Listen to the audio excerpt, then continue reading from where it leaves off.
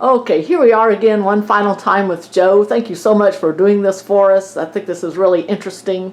And what I want to go over this time is what you would do if someone is really interested in insects and you made these collections over many, many, many years out of interest and for studying the insects and again to show other people because not everybody's going to get to see all these sort of things. So how would you go about collecting them? What would you do to identify them and other things that you do? What materials do you use in your collections? So Okay, just yeah. whatever you want to talk about just for a couple minutes A couple about things collecting. right off. I was going to mention, as a kid, grade school, I would run around my neighborhood collecting insects. And then I kind of got away from it, but in college, I majored in forestry, and one of the classes we had to take was forest entomology, study of insects in the forest, and we had to make a collection. And so I kind of, oh man, I don't want to do that. But once I got started on that, I just kind of caught fire. I just went crazy about insects, and it became my whole career. I worked with insects in the forest for 40 years, and I still do it now. It's really cool. Really What did you do in the Army? I was in the Army. I was worked with insects in preventive medicine, and so that was kind of cool. I got to collect a bunch of insects in Southeast Asia, so that was kind of really neat for me. Neat, yeah. So let me point some things out here, Donna, Okay. in this box. Just if you're really interested in collecting, there's a couple of important things to remember. An insect needs to have some type of information to go with it. We call it a label, but we need things like where it was collected, when it was collected, what kind of situation it was collected in, like at electric light or on a flower or something like that, and then who collected it. And then if you want to go further than that, you can put, if you know the scientific or Latin name for it, you can include that on a label. So you can see some of these have several different labels on them to show where it was collected and by whom and when, and then the bottom one would be the information about the actual scientific name of that insect. So it's important to, if you do want to be make an insect collection, that you have labels on your insect. Also, we use special pens called insect pens. They're very thin. They're maybe a little bit longer than a regular straight pen you might find in your shirt or something. But we mount them and try to make it all neat and organized.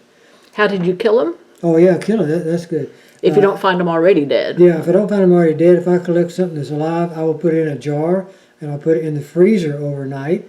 And it's a very, I think, humane way to kill them, and they can then easily have the pen put in and the labels put on without them being brittle and breaking apart.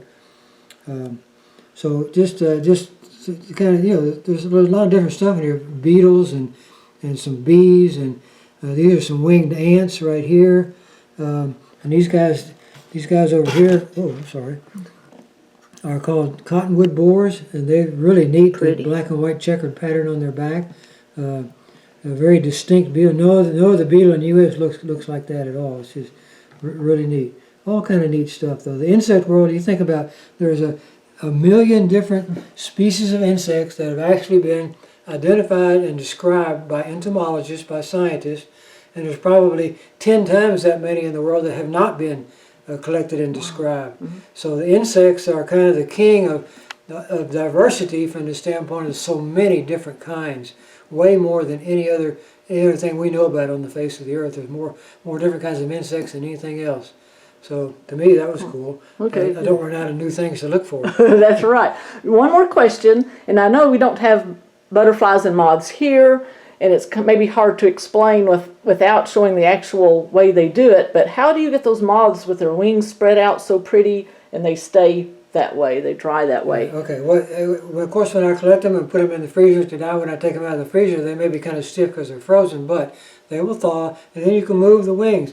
And I will take a piece of cardboard or a piece of styrofoam, and styrofoam especially, I'll cut out a little notch in the middle to put the body in, so the wings will lay flat on the top of the styrofoam. And then I'll use an insect pen, very tiny, and I'll pull the wings up to where I want it to be and stick it there. Then I'll put paper, a thin strip of paper across that to hold it in place until it dries.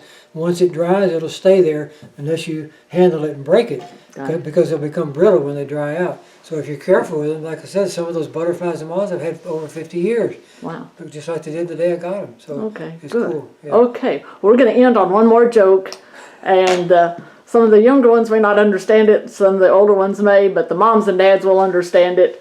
Now, tell us about cicadas and which ones make the noise, and what is your poem about that? Okay. Yeah, cicada is the one that makes a little shell inside the tree that we call locusts a lot of times.